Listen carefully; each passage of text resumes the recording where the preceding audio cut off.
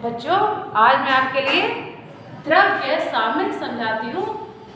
Physical processes में जो आपका लिक्विड और गैसियस साम्य स्थापित होता है, किस प्रकार से रिएक्शन किस प्रकार से जो है आप समझ सकते हो। देखिए, एक डायग्राम के वाइज मैं आपको समझा रही हूँ।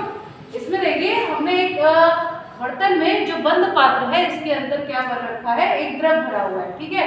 और जो पात्र है उसको हमने एक यू शेप की नली के द्वारा मैनोमीटर के द्वारा जोड़ रखा है, ठीक है। यू शेप की नली से जोड़ा हुआ है, ठीक है।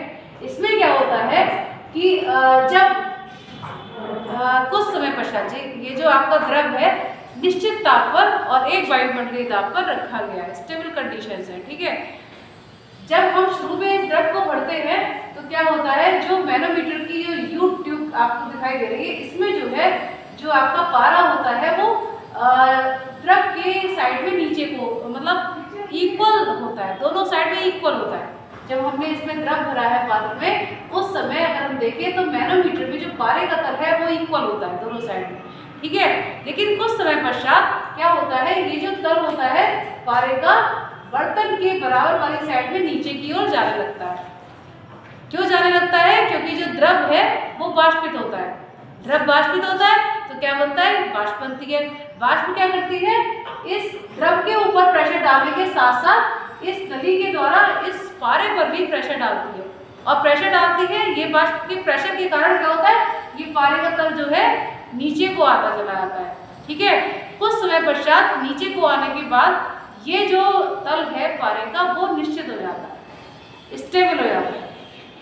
ये वो स्थिति होती है जब यहाँ पर गैस और द्रव के बीच में जो है साम्य स्थापित हो जाता है, जिसे हम कहते हैं भौतिक साम्य। भौतिक प्रक्रिया के अंदर ये साम्य स्थापित हो रहा है, फिजिकल प्रोसेस के अंदर ये साम्य स्थापित हो रहा है, इसलिए इसे हम क्या कहते हैं, भौतिक साम्य कहते हैं। साम्य स्थापित हो जाता है तो क्या होता है, जितना द्रव वाष्पित होकर गैस में कन्वर्ट हो रहा है, उतनी ही वाष्प कन्वर्ट होकर द्रव में परिवर्तित हो जाती है। इससे क्या होता है कि जो आपकी मैनोमीटर में जो पारे का तल है वो क्या हो जाता है, स्टेबल हो जाता है। तो स्टेबल कंडीशन में हम ये समझ सकते हैं कि अब जो है द्रव और गैस के अंतर्गत एक साम्य स्थापित हो गया है, वाष्प और गैस के अंतर्गत एक साम्य स्थापित हो गया है। इसीलिए यहाँ पर जो पारे का तल है वो स्टेबल हो गया है।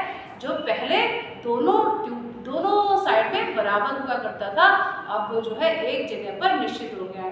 तो इस समय जो है इस प्रक्रिया में जो है साम्य स्थापित हो गया है। ये साम्य अवस्था है किसकी, द्रव की गैस में और गैस की द्रव के अंतर्गत साम्य अवस्था है। इस समय जो है दोनों के ही कंसंट्रेशन में सांद्रता में कोई अंतर नहीं आता है। अग्रअभिक्रिया का वेग पश्च अभिक्रिया के वेग के बराबर हो जाता है। अग्रअभिक्रिया मतलब जो द्रव है उसका वाष्प में बदलने का वेग, और जो वाष्प है उसका द्रव में बदलने का जो वेग है, उसमें जो है क्या हो जाता है, वो दोनों बराबर हो जाते हैं, ठीक है। तो यही अवस्था क्या कहलाती है, साम्य अवस्था कहलाती है। बाहर से देखने पर हमें ऐसा लगता है कि इसके अंदर कोई क्रिया नहीं हो रही है, लेकिन चूंकि ये गतिक होता है, साम्य क्या है, गतिक होता है, तो इसलिए ये दोनों ही कंडीशन एक दूसरे में लगातार इंटरचेंज होती रहती हैं। किसी दिए गए विशेष समय में अगर आप देखेंगे तो ये जो है दोनों ही जो अवस्थाएं हैं, द्रव और वाष्प की अवस्थाएं एक दूसरे में इंटरचेंज होती रहती हैं। इसीलिए ये जो साम्य स्थापित होता है, बाहर से देखने पर हमें अभिक्रिया बंद प्रतीत होती है, लेकिन वास्तव में ये डायनेमिक इक्विलिब्रियम होता है।